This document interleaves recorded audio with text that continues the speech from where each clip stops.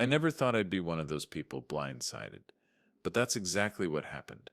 It started as a regular morning, just like any other. I was sitting in my office at home, staring at paperwork.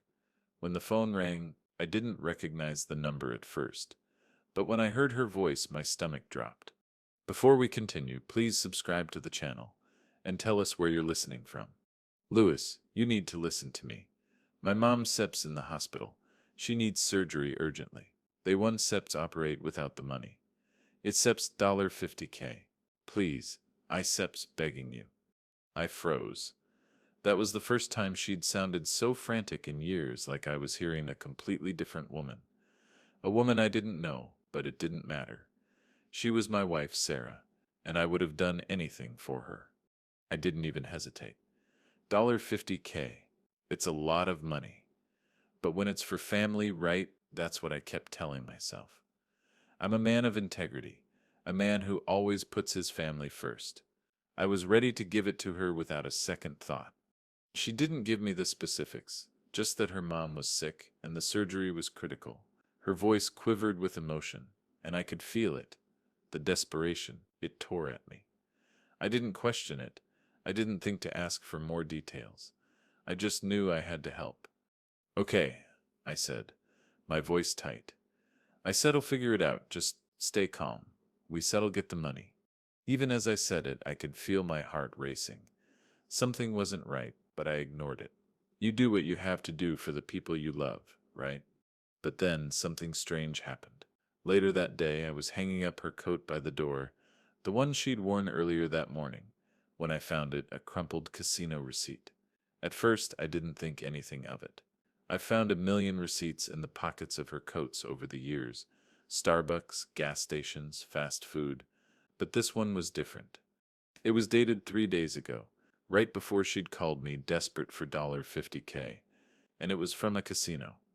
I stood there for a few seconds, staring at it, feeling a knot form in my stomach. It was hard to ignore. She'd been there just days before she claimed her mom was in the hospital. I remember standing there, holding that receipt, and the thought crept into my head. Why would she need $50K for her mom's surgery if she was at a casino just days ago? I told myself it didn't matter. I was probably overthinking it. Sarah's always been the type to go blow off some steam every now and then. I shrugged it off. Maybe she'd just gone for a few hours to clear her head. Everyone has their vices, right? But there it was, eating at me. The smallest crack in the foundation of everything I believed. I could feel the doubt start to seep in, but I pushed it aside. I told myself I had to be there for her. I had to trust her. I had to believe her. I didn't tell her I found the receipt. No, I just started figuring out how to get the money. I didn't question her further. I called the bank, worked with my accountant. But with every phone call, with every deposit I arranged, that little voice in the back of my head wouldn't go away. Maybe it was nothing. Maybe she just needed some time away. But then again, it wasn't just the money. It was the fact that she asked me for it, desperately. And I'm sitting here looking at a receipt from a casino, and I'm asking myself, why the hell didn't I see this sooner? You know what the worst part is? Even though I had doubts, I couldn't stop myself. I loved her. I trusted her. And I didn't want to face the truth. I thought I could fix it. I thought I could save her from whatever was going on. But somewhere deep down, I knew it was never going to be that simple. I keep going back to that receipt, that stupid little piece of paper. It was the first sign that something was terribly wrong. But I couldn't stop myself. I kept going, arranging the funds, securing the money. I didn't even give myself the chance to fully digest what I had found. I was too busy being the husband I thought she needed me to be. I should have stopped right then, but I didn't, and I can't undo that. And so I set everything in motion. But deep down, I could feel the walls starting to close in. I don't know what came over me, but in that moment I thought maybe I was being paranoid. Maybe she had a good reason for the trip. Maybe I was just imagining things. And that's when I realized I had already started lying to myself. It's strange, how quickly things can start to unravel when you least expect it. It wasn't just that receipt anymore. No, it was everything that came after.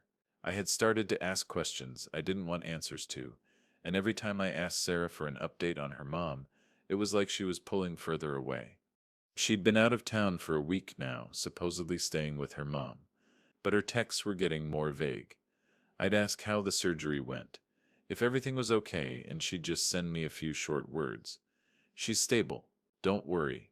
That was it. No details, no specifics. I told myself I was being paranoid.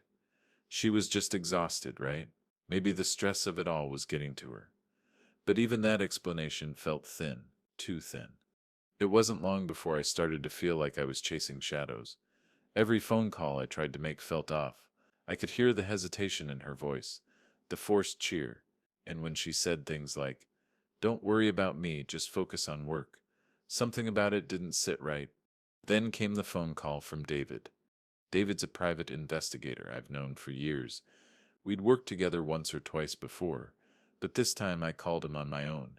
I needed someone who could look into things for me without asking too many questions.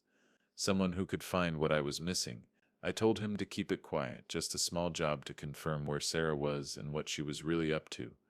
I wasn't expecting anything big, but within 48 hours David had pulled up some receipts and bank statements that made my stomach drop. First, there were the casino receipts, a string of them stretching back weeks, big ones, small ones. But the pattern was clear. Sarah had been going there regularly, almost every weekend. And not just for an hour here or there.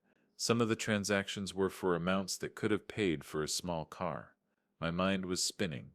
She'd been hiding this from me for months, maybe longer. But it wasn't just that. Then came the bank withdrawals, large sums of money going in and out of accounts, disappearing into thin air.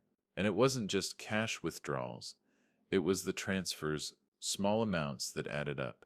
Transfers that led to accounts I didn't recognize, hidden under fake names. I wanted to scream, but I couldn't. I couldn't even wrap my head around what this meant. Sarah's been gambling away our future. And then the worst part, the footage. David had managed to get footage of her. It wasn't much, just a few minutes, but it was all I needed. There she was, sitting in a restaurant with a man who wasn't me. They were talking close, too close for my comfort. She was laughing, touching his arm.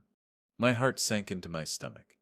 It wasn't just the gambling, it was the affair I never saw coming. The person I trusted more than anyone in this world had been lying to me, betraying me with someone else. I didn't know what to do. I should have confronted her then, but I couldn't. I wasn't ready to hear the truth, not yet. I kept the footage to myself, but it burned inside me. Every time I looked at her, every time I spoke to her, I could feel the lie hanging between us like a thick fog. I should have said something, but instead I waited. I waited for her to slip up to give me the truth, but all I got were the same shallow answers. She sat stable. Everything is fine, don't worry. And maybe that's what pissed me off the most. The way she treated me like I was stupid, like I wouldn't notice the cracks, like I wouldn't notice the small signs, the way she would change the subject when I asked real questions. I started to hate the way she looked at me, the way she'd act like nothing was wrong, like everything was just fine. I wasn't buying it anymore. That night, after David sent me the footage, I locked myself in my office and watched it on repeat. Over and over. I wanted to scream at her to break something, but I just sat there, frozen, the same question running through my mind. How could she do this to me? It was obvious now. I wasn't just angry, I was humiliated, betrayed in a way I couldn't even explain. And still she had the nerve to lie to my face, to act like nothing was happening. I needed answers. I needed to know everything, but I also knew that the more I uncovered, the less I could go back, and that terrified me more than anything else. But here's the truth. I was addicted to the lies. Every new piece of evidence, every new discovery felt like it was pulling me deeper into this nightmare. But I couldn't stop. I needed the truth, even if it meant losing everything. And that's what terrified me, because I didn't know if I was ready for what I might find. It's funny how quickly your world can change when you're faced with the truth. And yet somehow I was still clinging to the idea that I could fix it all. Even with the evidence stacking up, I kept telling myself that maybe I was just overreacting, that maybe it wasn't as bad as it seemed. But deep down I knew. I couldn't ignore it anymore. The first time I found the gambling receipts, I tried to justify them. Maybe she was just trying to blow off steam. After all, it wasn't the first time Sarah had gone to the casino to unwind. But after David uncovered more and the bank records showed a pattern of withdrawals, my excuses started to fall apart. I was up late that night, staring at the stacks of documents David had given me. Each page felt like a knife, cutting deeper into the trust I thought I had built. There were wire transfers, hundreds of thousands of dollars going to places I didn't recognize. Large purchases, too, all seemingly unrelated to any hospital bills or surgery costs. She wasn't just gambling away our savings, she was hiding it. I thought back to all the things I'd dismissed, the little moments I had ignored. Sarah always had a way of making everything sound better than it was. It's nothing, just a few bucks here and there, she'd say when I'd ask about the withdrawals. I'm just helping a friend out, she'd claim when I'd mention the bank transfers. But now I knew the truth. She wasn't helping anyone. She was helping herself to the tune of thousands of dollars. The worst part was the affair, that damn footage. It wasn't much.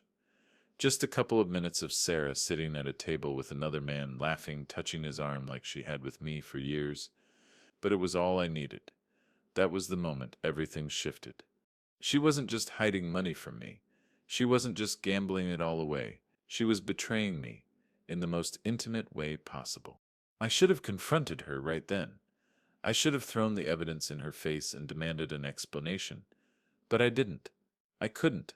Not yet. The thought of it made my stomach turn. What would I do if she denied it? What would I do if she lied to my face again? The lies were suffocating me, and every day I felt like I was losing control of everything I had fought for. The life I had built, my family, my dignity. The anger started to build up inside me, and I could feel it bubbling to the surface. I'd be sitting across from her at the dinner table, her eyes sparkling as she talked about her mom's surgery, and I wanted to scream. I wanted to throw everything in her face. The receipts, the bank records, the footage, but I knew it wasn't the right time. It never felt like the right time. Instead, I kept it all inside, hidden beneath a mask of calm. I would go to work, do my daily routine, and pretend that nothing was wrong. But every night, when the house was quiet, I'd lock myself in my office and go over everything again. The receipts, the bank records, the texts, the footage, and every time it became clearer she wasn't the woman I married. It wasn't just the affair, it wasn't just the gambling. It was everything. The way she had turned me into a fool, the way she manipulated me into believing her lies, the way she used me, and the worst part, I kept letting her. But no more. That night, I made a decision. I wasn't going to be her victim anymore. I wasn't going to sit back and watch her destroy everything I had built. She had crossed the line, and I was done being the passive husband who just lets things slide. I called David again. We needed more. I needed more. I wanted everything, all of it. The hidden accounts, the transfers, the footage, everything that would expose her for who she really was. I wanted her to see me coming. I wanted her to know that I knew. David agreed to help. He started digging deeper, tracking down every hidden account, every unexplained withdrawal.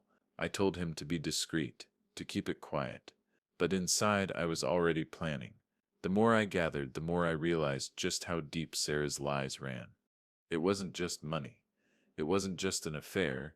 It was the fact that she had been manipulating me for years, making me believe that I was the one who couldn't be trusted, making me feel guilty every time I questioned her. She had turned the tables so completely, and I had let her. But now, I was going to take control back. I wasn't going to let her ruin me. I wasn't going to let her ruin everything I had built.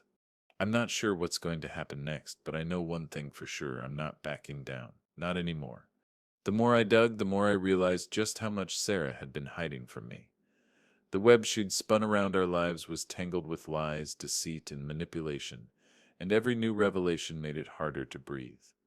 But as the weight of it all crashed down on me, something inside me began to shift. For the first time in years, I wasn't just reacting. I was planning. This wasn't just about being hurt anymore. This wasn't about recovering from betrayal. This was about justice, about taking back control of my life, my future, and everything Sarah had tried to destroy. It started slowly, like a fog lifting from my mind. The first thing I did was gather everything I had: the bank statements, the receipts, the recordings from David. I laid it all out on my desk, spread across the table, the documents stacked neatly in front of me. I wanted to make sure I had everything covered, every angle, every piece of evidence. The truth wasn't just in her betrayal, it was in the details, and I was going to make sure Sarah couldn't deny any of it. I called Ellen, my lawyer. I'd worked with her before, but this time I needed her expertise. This was a delicate situation, and I knew that if I was going to play this game, I needed the best on my side. Ellen was sharp, no nonsense, and wasn't afraid to go after what was hers. But even with her experience, I could tell she was a bit taken aback when I told her everything. She listened carefully, asked questions, and took notes. As I spoke, I could hear her calculating in her head, thinking about the next steps, weighing options. I knew I had her full attention, and for the first time in months, I felt a small flicker of hope. After hanging up with her, I took a long breath. I wasn't just hurt anymore, I was angry. I spent the next few days organizing everything, preparing for what was coming. The documents and receipts were easy, but the harder part, the part I'd been avoiding, was dealing with Sarah, confronting her. She was still staying at her mom's, so I had time. Time to build the case. Time to figure out how I was going to expose her, and I needed to be strategic. I couldn't let her know what I knew, not yet. If I was going to take her down, I needed to play it cool. I started by moving money around. Nothing big, just small amounts from our joint accounts into a separate one. I'd been keeping track of every penny she'd spent on gambling, every transfer that had gone missing. I knew I needed to act fast, but I had to be careful. I called David again, this time to get more surveillance. I needed to know when Sarah was coming back, when she'd be alone. I needed to have everything lined up, every piece of evidence in place before I made my move. The last thing I wanted was to confront her without being prepared.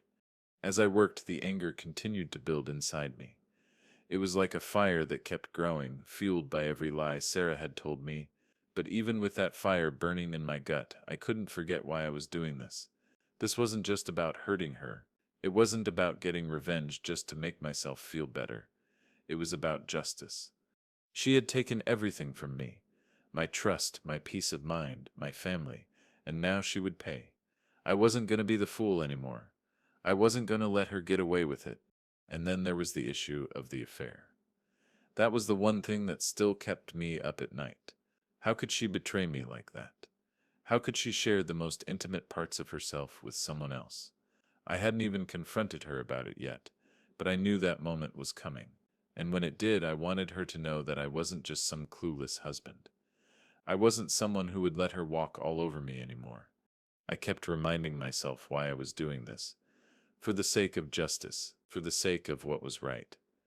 But even as I said that, a part of me knew that this wasn't going to be easy. This wasn't going to be painless. I wasn't naive anymore. I knew that what I was about to do would destroy everything.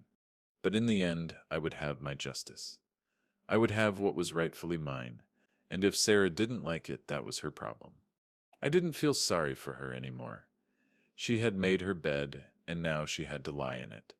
I had everything I needed: money, proof, and the law on my side. All I had to do now was wait, and I would wait until the right moment. The moment I would expose Sarah for who she really was. The moment she would see just how far I was willing to go to get what I deserved. And when that moment came, there would be no turning back. It's funny how a single moment can shift everything. One choice, one decision, and the entire balance of power in a relationship can change. For weeks, I had been reacting, hurt, betrayed, lost in the chaos of Sarah's lies. But now, for the first time in a long time, I was in control. I had been playing the game, gathering evidence, lining up everything I needed. But it wasn't just about facts and receipts anymore. It was about positioning myself, about forcing Sarah into a corner where she had no choice but to face the truth. And once she did, I would have the upper hand. I could feel the shift the moment I got the call from David. He'd tracked Sarah's movements over the past few days, and the time was coming. She was scheduled to return to the city in the next 2 days. I had already arranged the surveillance on the house, making sure I had all the evidence I could get before I moved forward. I wasn't going to give her a chance to wiggle out of this. No more excuses, no more lies.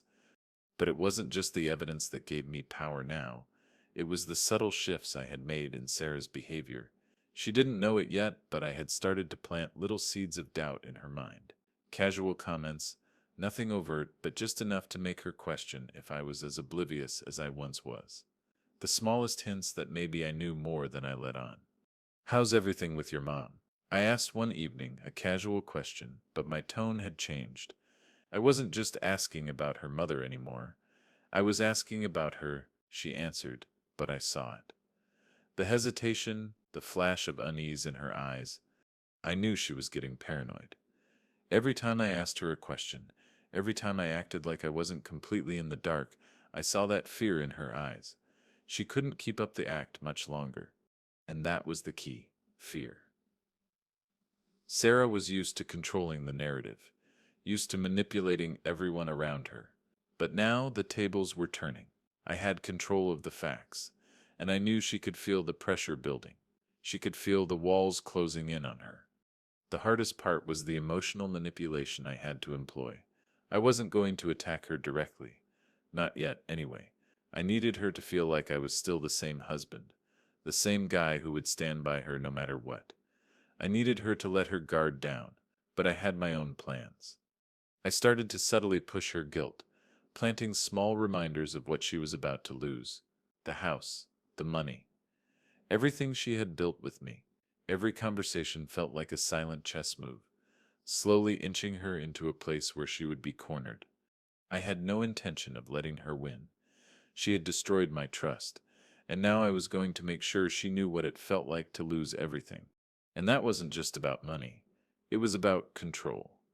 The control she'd had for so long, the way she manipulated me into giving her anything she wanted, was slipping away. I started to notice the cracks in her confidence, the way she seemed more distant. I was pushing her into a corner without her even realizing it, and I could see her anxiety building. The way she'd avoid eye contact when I was in the room, the way she hesitated when answering simple questions. She knew something was off. She could feel the shift in power. Every time she left the house, I'd wait, watch. I knew she was avoiding me, but the signs were getting clearer. She was starting to fear what I might know. She didn't know I had everything: the receipts, the footage, the bank records. But she would. The phone call came at 10:45 p.m. I'd been expecting it, and yet when it came, my heart still raced. David had everything I needed, the final piece of the puzzle. It was time to act. I called Ellen the next day, making sure all the legal angles were covered. We were ready. Every document was in place, every move carefully thought out. The next time I confronted Sarah, it would be the final time. There would be no more lies, no more pretending. When she returned home, I knew it would be my moment. The moment I could finally show her exactly what she had done to me, to our family. The moment I could make her see that the consequences of her actions would be far-reaching and irreversible.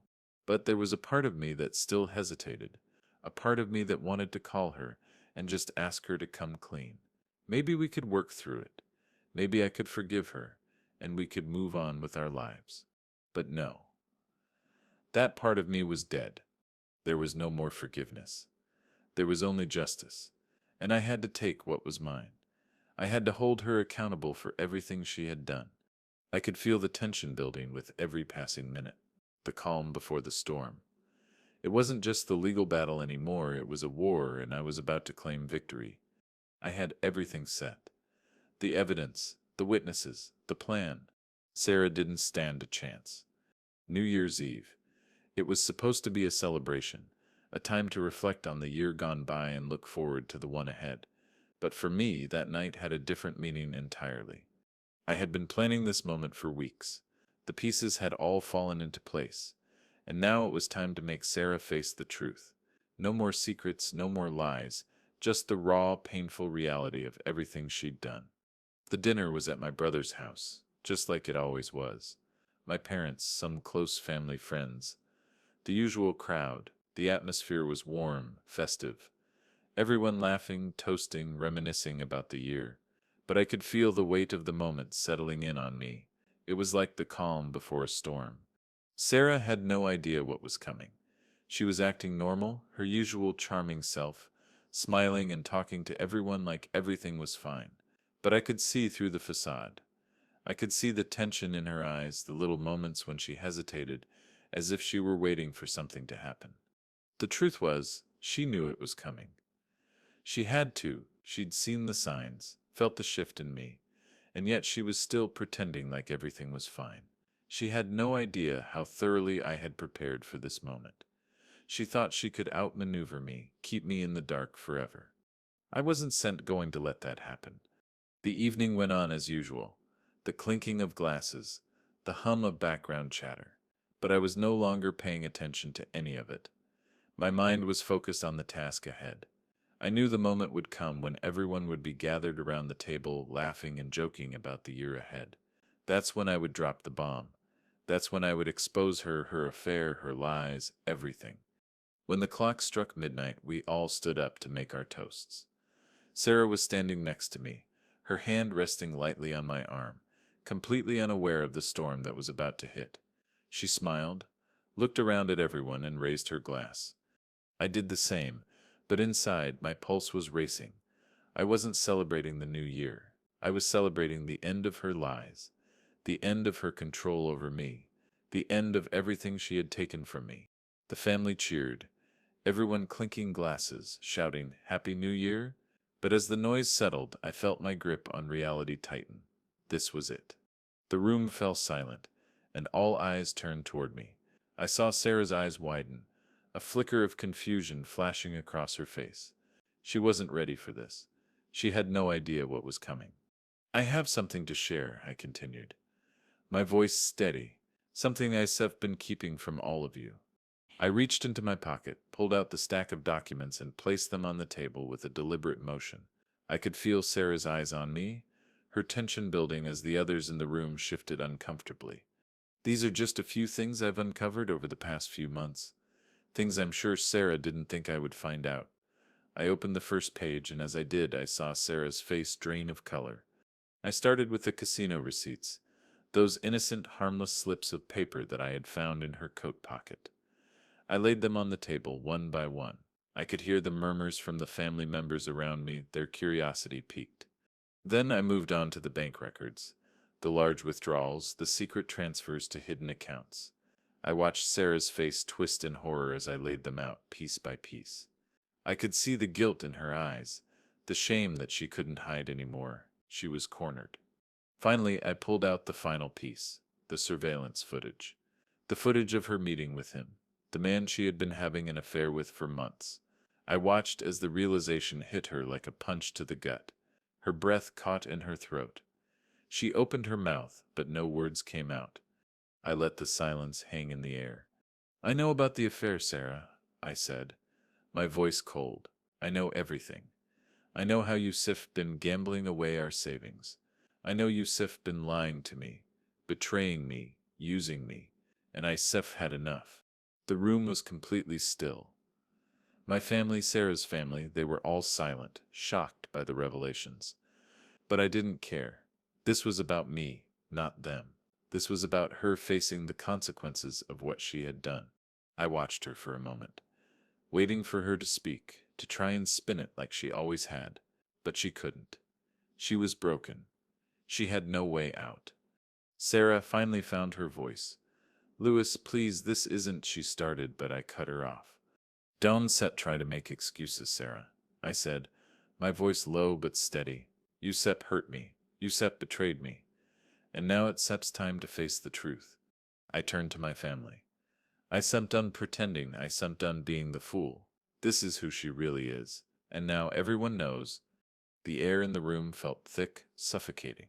The family was staring, some in disbelief, others in shock. But I didn't care. I had waited too long for this moment. This was my justice, my payback. Sarah's eyes were wide with panic now. She was trying to form words, but there was nothing left to say. She had no control. She had no defense.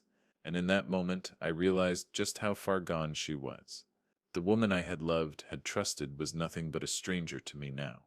"Happy New Year," I said, my voice dripping with sarcasm. "Here, sips to a new beginning." As the silence in the room stretched on, I felt a strange sense of calm settle over me.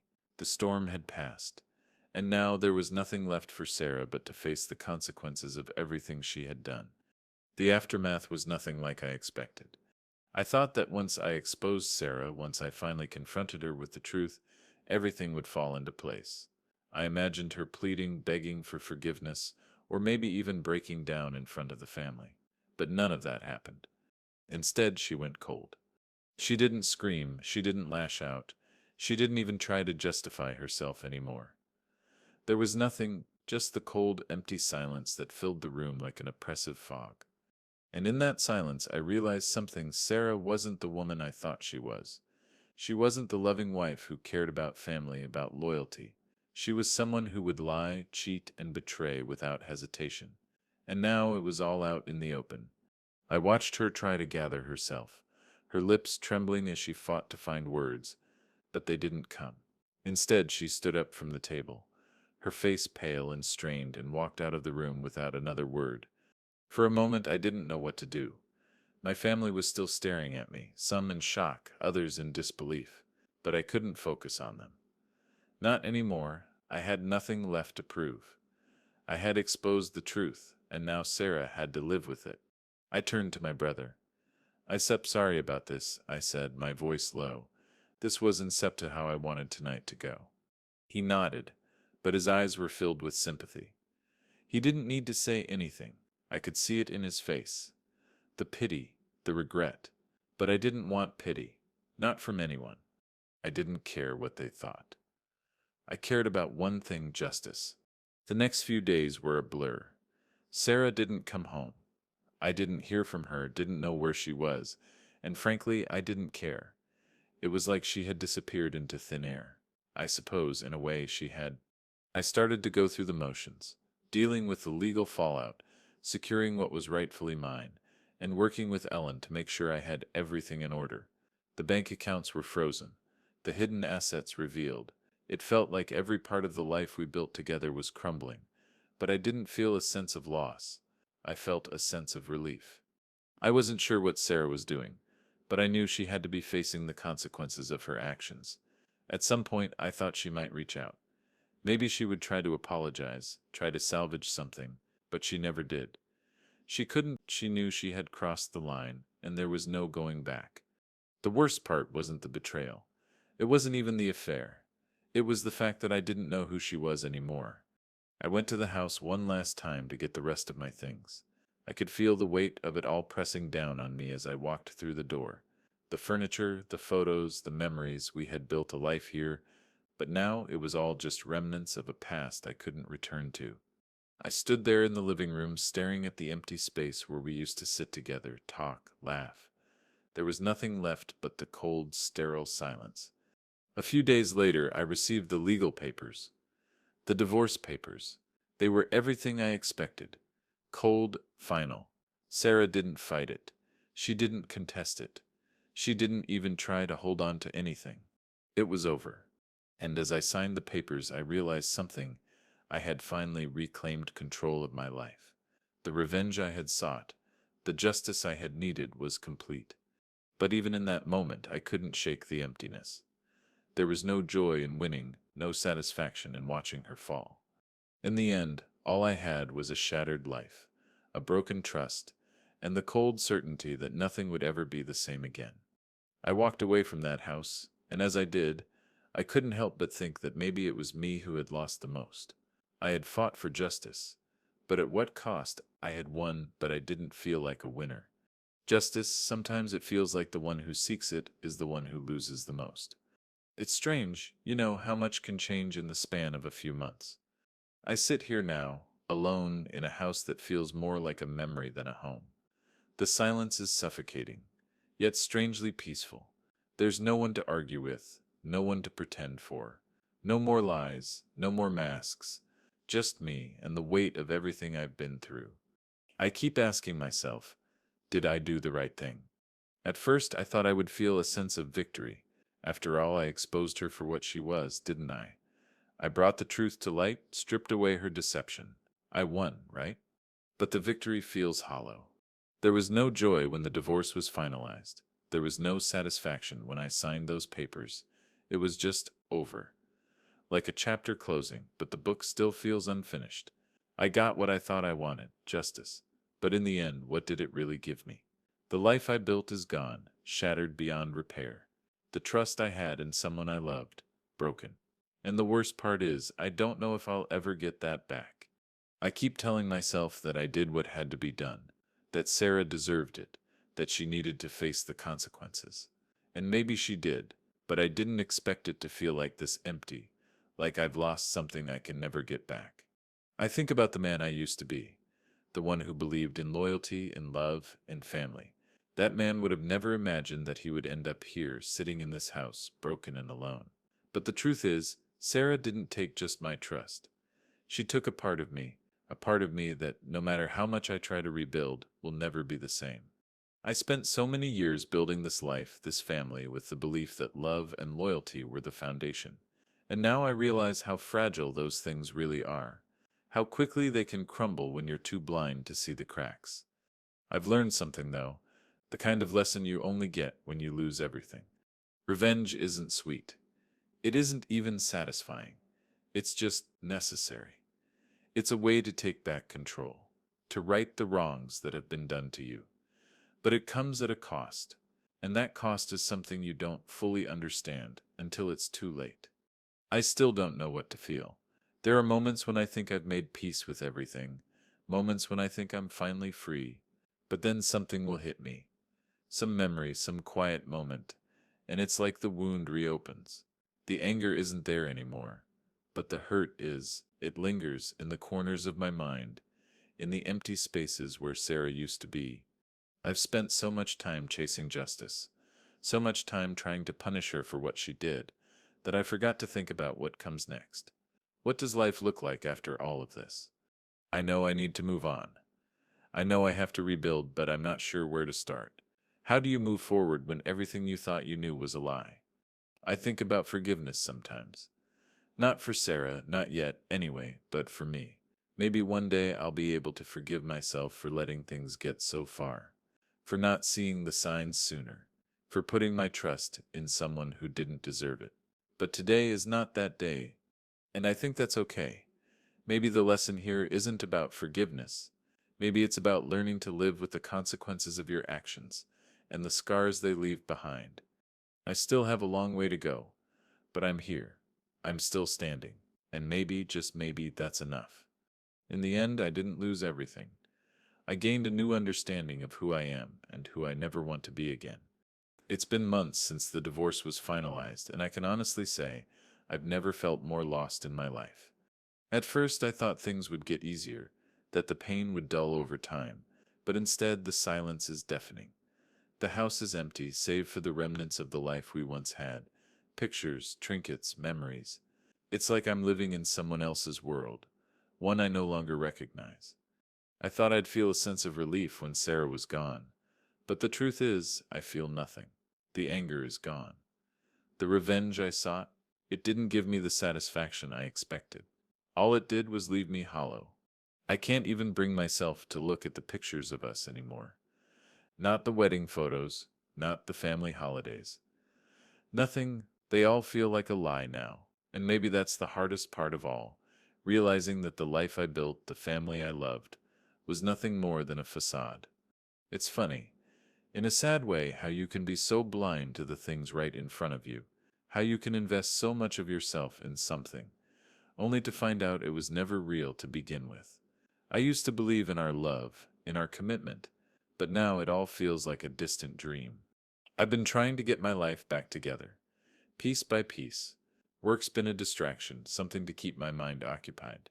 The business is going well, better than it has in years, but it doesn't fill the void. Nothing does. I started going to therapy. It wasn't easy at first. How do you even begin to unpack the emotional wreckage of a life that's been shattered? But slowly, I've started to see things differently. I'm learning to let go of the anger, the hurt, the need for revenge. It's a long road, but I'm walking it. I've also started to reconnect with friends I'd lost touch with over the years. Jake's been a solid support system. He was there through all the dark moments, offering a voice of reason when I needed it most. He's the one person who never judged me for the decisions I made, even when they were the hardest ones. I don't think I could have made it without him. But even with all this progress, I still feel incomplete. There are days when I wonder if I'll ever be whole again, if I'll ever be able to love and trust someone the way I used to, if I'll ever be able to feel safe in a relationship again. And yet, I can't help but think about how far I've come, how much I've learned from all this. It's hard to explain, but I've realized that this whole experience has shaped me in ways I never imagined. It's taught me about resilience, about self-worth, about how much I'm capable of. I'm not the same person I was before, and that's something I'll carry with me, for better or worse. I can't change what happened, and I can't undo the mistakes I made, but I can learn from them. I can move forward step by step. I've learned that healing isn't linear. Some days are better than others, but that doesn't mean I'm failing. It just means I'm human. As I look out over the city from my apartment window, I can't help but feel a sense of hope. The skyline is full of possibilities, just waiting to be explored. And for the first time in a long time, I feel like I'm finally starting to see the world for what it truly is, a place filled with potential, filled with chances for me to find peace again. There's no grand revelation here, no sudden transformation. But I think that's what life is. One step at a time, one decision at a time, until you finally find yourself again. I'm still figuring it out. Maybe I always will be, but I'm not afraid anymore.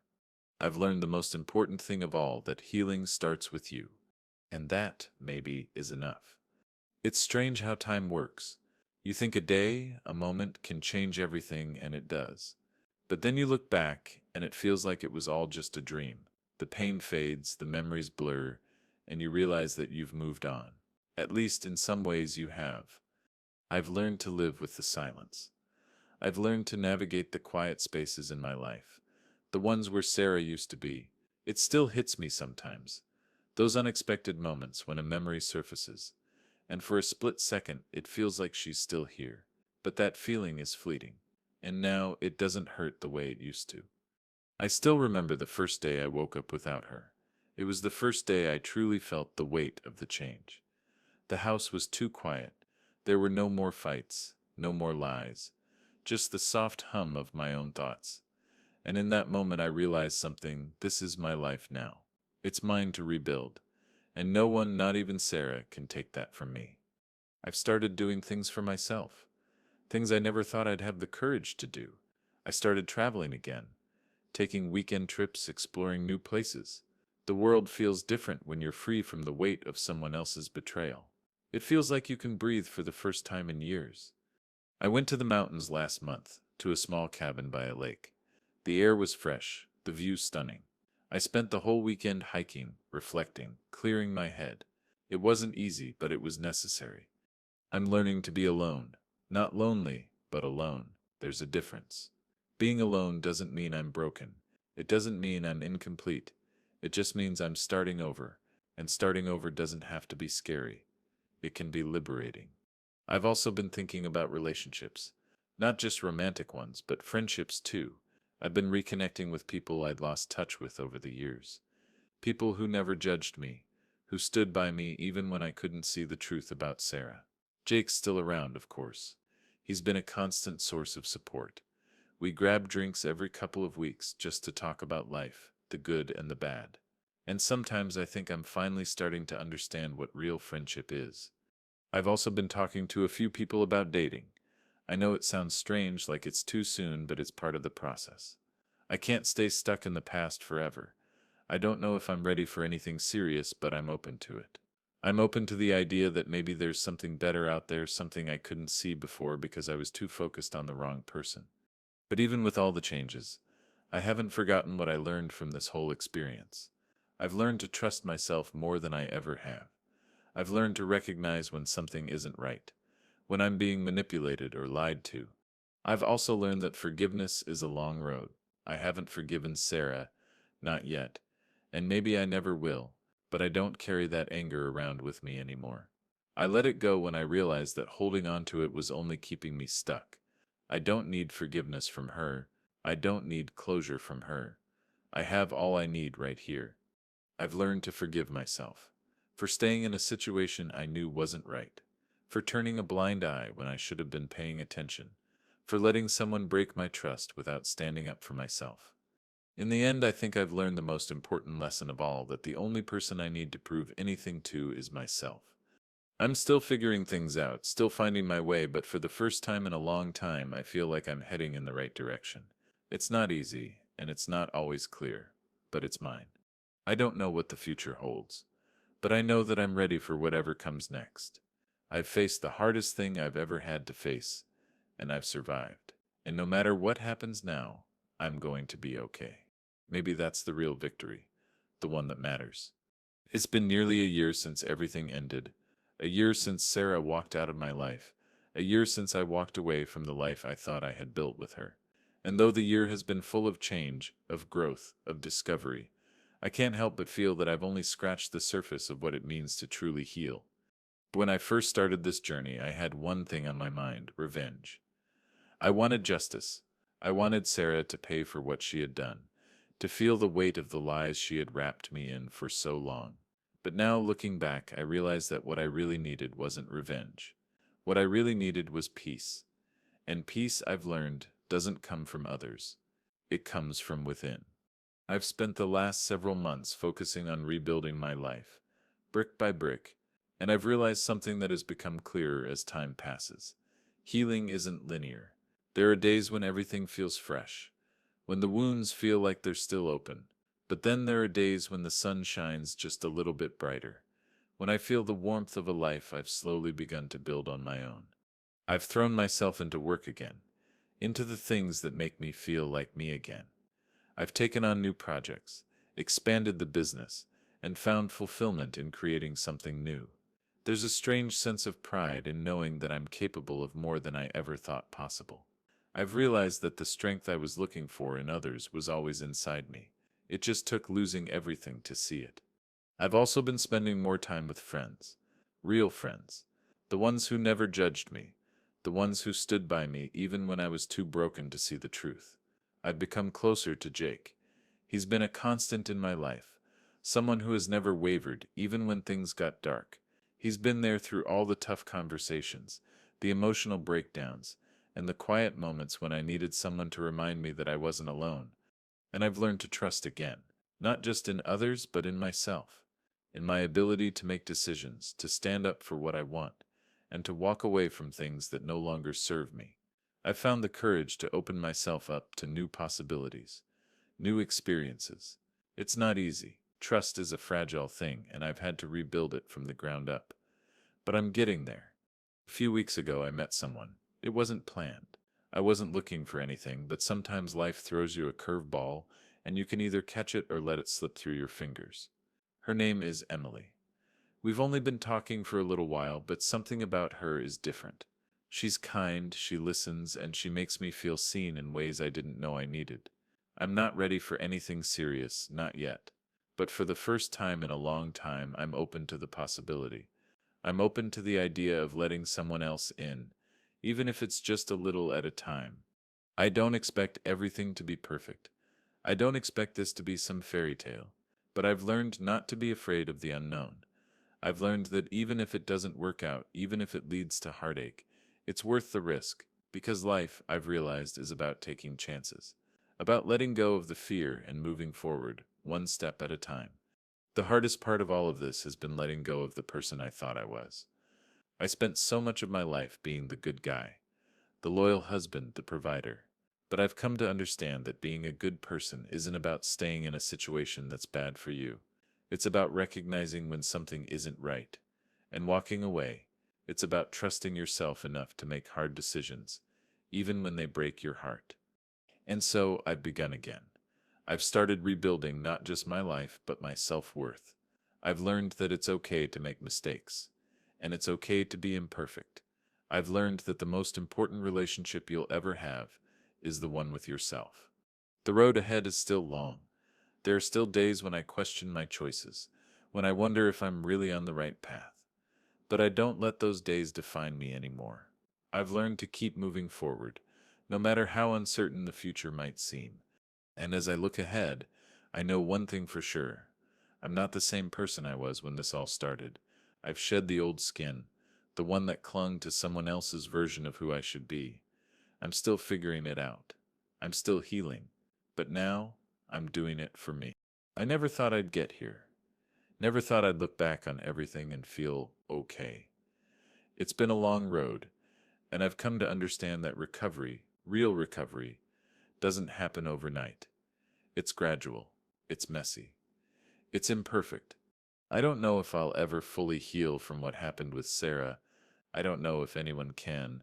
But what I do know is that I've learned to live with it. The past doesn't define me anymore.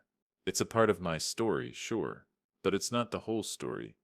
The final step, the one I've been avoiding, is letting go of the resentment. For the longest time, I held on to it.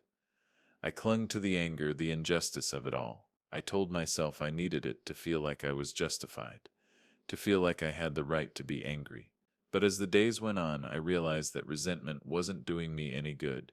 It was weighing me down, keeping me stuck in the past. It wasn't easy to admit. Letting go of resentment felt like I was giving up something precious, something that had kept me afloat in the darkest moments. But in reality, all it was doing was keeping me in the dark. I can't change what happened. I can't rewrite the past, no matter how much I wish I could, but I can change how I move forward. I can choose to stop letting Sarah's betrayal control my life. I can choose peace. So I made the decision. I made the choice to forgive, not Sarah, not yet, but myself.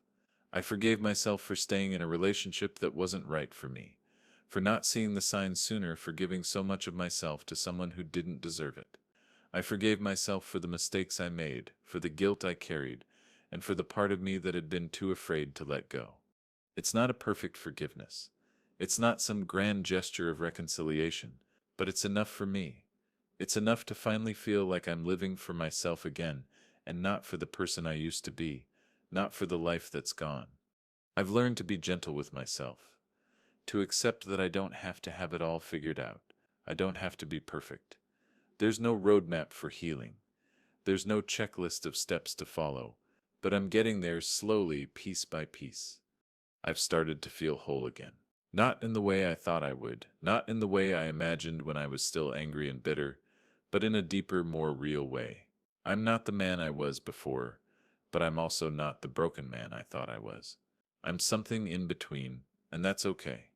There are moments now when I feel content.